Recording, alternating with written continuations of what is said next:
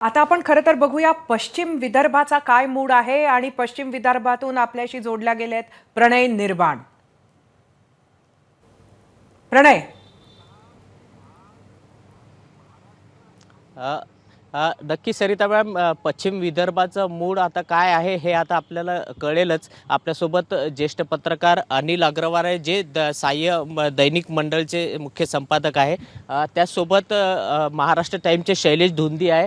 हितवादचे जिल्हा प्रतिनिधी कपिले आहे, प्रवीण कपिले, यांच्याशी आपण चर्चा करूया. खरं तर पाहिलं तर या पश्चिम विदर्भामध्ये 30 विधानसभा येतात, ज्यामधून 2019चं जर आपण कार्यकाळ 2019 मध्ये भाजपने सर्वाधिक जागा 15 जागा मिळून या ठिकाणी बाजी मारली होती. परंतु आता नुकतेच लोकसभा निवडणूक पार पडलेली आहे, ज्यामध्ये महाविकास आघाडीच्या 4 मधून 2 जागा निवडून आलेल्या आहे. एक शिंदे गटाची आलेली आहे आणि एक भाजपची आलेली आहे. असं हे समीकरण आहे. आपल्यासोबत पत्रकार पण त्यांच्याशी बोलूया. कसा राहील आता पश्चिम विदर्भामध्ये विधानसभेचा रणसंग्राम? पश्चिम विदर्भामध्ये विधानसभेचा रणसंग्राम म्हणजे तुलनेनं पाहिला तर गेल्या आता पार पडलेल्या लोकसभा निवडणुकीमध्ये 10 पैकी पूर्ण विदर्भामध्ये जवळपास 7 जागा या महाविकास आघाडीला आल्या होत्या. त्यामुळं तो जो पूर आहे अद्याप ओसरलेला नाही आहे. तर या निवडणुकीमध्ये संविधानाचा विषय तो राहणारच आहे. याशिवाय मुस्लिमांची जी मतदारांची जी संख्या आहे ही पुन्हा एकदा महाविकास आघाडीकडे जाण्याची शक्यता आहे. परंतु राष्ट्रवादी काँग्रेस आणि शिवसेनेच्या ज्या पद्धतीने 2 तुकडे झाले त्याचा मोठा फटका हा महायुतीला बसू शकतो यावेळी. त्यामुळं मतांचं विभाजन होण्याची शक्यता आहे. अकोल्यामध्ये सुद्धा त्याची जास्त लक्षणं आहे. यवतमाळमध्ये सुद्धा तेच दिसून येते. अमरावतीमध्ये मोठ्या प्रमाणात दिसेल आणि अमरावतीमध्ये एकूणच 8 विधानसभामध्ये महाविकास आघाडीला बऱ्यापैकी वातावरण आहे. मात्र ज्या पद्धतीनं लुभावन योजना आल्या आणि त्यातून जे काही नॅरेटिव्ह तयार झालेलं आहे, तर या नॅरेटिव्हचा त्यावर म्हणजे स्वार होत आहे का, हे आपल्याला आता पाहावं लागणार आहे. तुम्हाला काय वाटते, महायुती आणि महाविकास आघाडीमध्ये कशी टक्कर होईल? कोणते मुद्दे चर्चेला येऊ शकतात पश्चिम विदर्भामध्ये? कारण बेरोजगारी, शेतकऱ्यांची खूप प्रचंड नाराजी आहे. काय वाटते तुम्हाला? नक्कीच नुकत्याच झालेल्या लोकसभा इलेक्शनमध्ये पश्चिम आपल्या विदर्भातील 4 पैकी दोन्ही महायुती आणि महाविकास यांना 2-2 जागा मिळाल्या होत्या आणि त्या तुलनेत महाविकास आघाडी कुठेतरी त्यावेळेस एक संघ जाणवत होती. यावेळेस महाविकास आघाडीत तो एक संघपणा तो कुठे जाणवत नाही आहे. कुठेतरी सीट शेअरिंगच्या बाबतीतही एक वाक्यता कुठे अजूनही निर्माण झालेली नाही आहे आणि सोबतच ज्या प्रकारे लोकलुभावन योजना, लाडकी बहीण योजना, मुख्यमंत्री कार्यक्षम योजना आणि विकास कामांचा जो धडाका महायुतीने लावला, त्यामुळे कुठेतरी जे लोकसभेच्या याच्यात जे वातावरण निर्मिती झालेली होती ते कुठेतरी आता त्याला ब्रेक लागल्याचा, महाविकासच्या बाजूने जे झाली होती त्याला ब्रेक लागल्याचं आता चिन्ह दिसत आहे कुठेतरी. आणि जर इथे रोजगार हा सर्वात मोठा प्रश्न एक आहे, कारण पूर्व विदर्भाच्या तुलनेत पश्चिम विदर्भ हा नेहमीच दुजाभाव याला सापत्न वागणूक नेहमी मिळालेली आहे. त्यामुळे ज्याप्रमाणे रोजगार निर्मिती इथे व्हायला पाहिजे होती, शिक्षणाचं माहेरघर असूनही ज्या प्रकारे ब्रेन ड्रेन इथनं होते, पुणे, मुंबई मेट्रो सिटींमध्ये इथल्या युवकांना रोजगारासाठी जावं लागते. मेळघाटमधील जे हे आहे आदिवासींचं पलायन, हे सर्वात मोठे प्रश्न, रोजगार हाच इथे राहण्याची शक्यता आहे. आपल्यासोबत ज्येष्ठ पत्रकार अनिल अग्रवाल आहे. लाडकी बहीण लाडका भाऊ या योजनेचा काही फरक पडेल आपल्या पश्चिम विदर्भामध्ये? बघा, लोकसभेनंतर महायुतींनी ठरवलं का आपण निवडणूक हे पोलरायझेशन करून लढायची, हिंदू मुस्लिम किंवा विकासाच्या मुद्द्यावर. 1.5 महिन्या अगोदर आपण पाहिलं तर नितेश राणे ज्यांचं काही अस्तित्व पश्चिम विदर्भात नव्हतं, त्यांना अकोला आणि अमरावतीला पाठवलं गेलं आणि त्यांनी फार ॲग्रेसिव्ह भाषणं दिली, आपले मत व्यक्त केलं. त्याच्यामुळे त्यावेळेस असं वाटायचं 1.5 महिन्या अगोदर की ही निवडणूक महायुती हिंदू मुस्लिमवर लढत आहे. पण त्यांना जेव्हा असं जाणवलं की पश्चिम विदर्भात हिंदू मुस्लिम हा मुद्दा बनू शकत नाही, त्याच्यामुळे त्यांनी मंत्रिमंडळाच्या प्रत्येक बैठकीत तुलनात्मकरित्या मागील 4 वर्षात जितके निर्णय पश्चिम विदर्भाबद्दल घेतले नाही विकासाचे, तितके निर्णय फक्त ह्या मागील 3 बैठकीत घेण्यात आले. याचा अर्थ महायुती सध्या कन्फ्युजनमध्ये दिसत आहे पश्चिम विदर्भाबद्दल. आणि पूर्व विदर्भ आणि पश्चिम विदर्भ आपण जर तुलना केली तर विदर्भातले हे जे 2 महत्त्वाचे भाग आहे, त्याच्यात जरी महायुतीचे प्रमुख नेते फडणवीस साहेब म्हणा, गडकरी साहेब म्हणा नागपूरला बसले असेल, तरी त्यांचं पश्चिम विदर्भाबद्दल अन्यायकारक हा जो मत आहे किंवा अन्यायकारक नीती आहे ती यावेळीशी 5 वर्षात कायम राहिली. मागील 1.5 महिन्यात, फक्त मागील 1.5 महिन्यात इतके इथले विद्यमान जे आमदार आहेत महायुतीचे, त्यांनी फक्त एका महिन्यात 12,000 कोटीच्या कामांचे विकास कामांचे भूमिपूजन अमरावतीला गेले.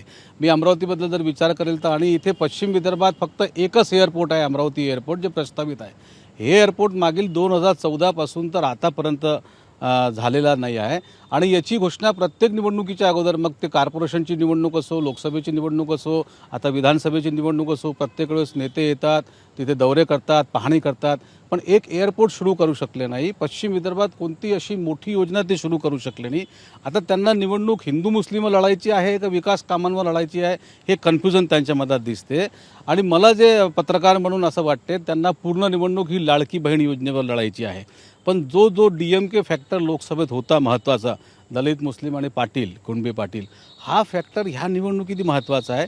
5 महिन्यात फार जास्त परिस्थिती बदललेली दिसत नाही. मुसलमान समाज, मुस्लिम समाज हा बहुलतेनं किंवा पूर्णतः महायुतीच्या विरोधात आहे आणि ही वास्तविकता आहे, आपल्याला सांगावं लागेल आणि एक्सेप्ट करावं लागेल. आणि दलितांमध्ये फार जास्त परिस्थिती बदललेली दिसत नाही महायुतीबद्दल. तिसरं, कुणबी मराठा समाजाची नाराजगी दूर करण्यासाठी यांनी जरी इतके निर्णय घेतले असेल तरी यांच्याकडे पश्चिम विदर्भात महायुतीकडे एकही मोठा नेता नाही. जे नेते आहेत सगळे पूर्व विदर्भात आहेत. त्याच्यामुळे पश्चिम विदर्भात हे आपलं जे सरकारचे निर्णय आहे किंवा आपली जी बाजू आहे ते परिपक्वपणे मांडू शकले नाही. त्याच्यामुळे मागील 6 महिन्या अगोदर जी परिस्थिती होती ती पुन्हा इथे दिसती आहे. आता जातीचं समीकरण, जातीचं बॅलेन्स हे होताना सध्या दिसत नाही. आणि यांनी ज्या प्रकारे आज निवडणुकीची घोषणा केली, या मागील आठवड्याभरात त्यांनी 12,000-15,000 कोटीचे कामं फक्त एका जिल्ह्यात घोषित केले. याचा अर्थ यांना निवडणुकीसाठी हे कामं डिक्लेअर करायचे होते. जर खरंच कामं करायची प्रवृत्ती असती, जर त्यांना खरंच त्यांचा विचार असतं किंवा त्यांनी खरंच त्यांची इच्छाशक्ती असली असती तर मागील 5 वर्षात त्यांनी पश्चिम विदर्भासाठी काहीच नाही केलं. काहीच नाही केल्यापेक्षा रोड, नाली हे ते ठीक आहे, बंधारे वगैरे, पण ठोस विकास कामे 5 जिल्ह्यात, अमरावती, वाशिम, यवतमाळ, बुलढाणा आणि अकोला, या 5ही जिल्ह्यात महायुती आता निवडणुकीच्या जाहीरनाम्यात त्यांनी आपलं जर एखादं महत्त्वाचं काम त्यांना सांगायचं असेल तर त्यांना सांगता येणार ते, त्यांच्याकडे काम नाही. आणि DMK फॅक्टर हा महत्त्वाचा आहेतच. मला सांगा, बच्चू कडूंनी तिसरी आघाडी उभी केलेली आहे, अमरावती जिल्ह्यातच आहे. त्यांचे एकमेव आमदार मात्र शिंदे गटाच्या वाटेवर आहे. काय वाटते, तिसरी आघाडी पॉवरफुल बनेल? तिसऱ्या आघाडीचा इथे नक्कीच अत्यंत महत्त्वाचे मुद्दे या मंडळींनी मांडलेले आपण बघितले आहेत. मात्र इथं स्टुडिओमध्ये आपल्याबरोबर अभय देशपांडे आणि राजीव खांडेकर आहेत. पश्चिम विदर्भ खरं तर बघितलं तर आत्ताची जी काही राजकीय रणनीती आहे त्याचा प्रोटोटाईप आपल्याला पश्चिम विदर्भात पाहायला मिळतो. मग हिंदू विरुद्ध मुसलमान ही रणनीती असो किंवा जे गटातटाचं राजकारण झालं ते बघायला मिळतं. सुलभा खोडके नुकत्याच आलेल्या आहे. एकीकडे बच्चू कडू हे तिसऱ्या आघाडीत गेलेले आहेत. तिथे अकोल्यामध्ये आंबेडकर आहेत. वाशिम यवतमाळमध्ये पोहरादेवी आणि बंजारा समाजाच्या आजूबाजूचं राजकारण आहे. तर बुलढाणा जिल्ह्यामध्ये आपल्याला मराठा राजकारण बघायला मिळतं. एकंदरीत हा जो पश्चिम विदर्भ आहे त्यामध्ये या सगळ्या मुद्द्यांवर लोक कसं मतदान करणार हे ठरणार आहे. कसं बघता या सगळ्या मुद्द्यांकडे अभय? नाही, लोकसभेचा विचार केला तर परिस्थिती अजून काही फारशी बदललेली नाही. त्यांनी पण त्याचा उल्लेख केला. उलट मला वाटतं की एक नवीन मुद्दा आता अलीकडच्या काळात पुढे आलाय, तो म्हणजे धनगर आरक्षणाबद्दल आदिवासी समाजांमध्ये उमटलेली प्रतिक्रिया.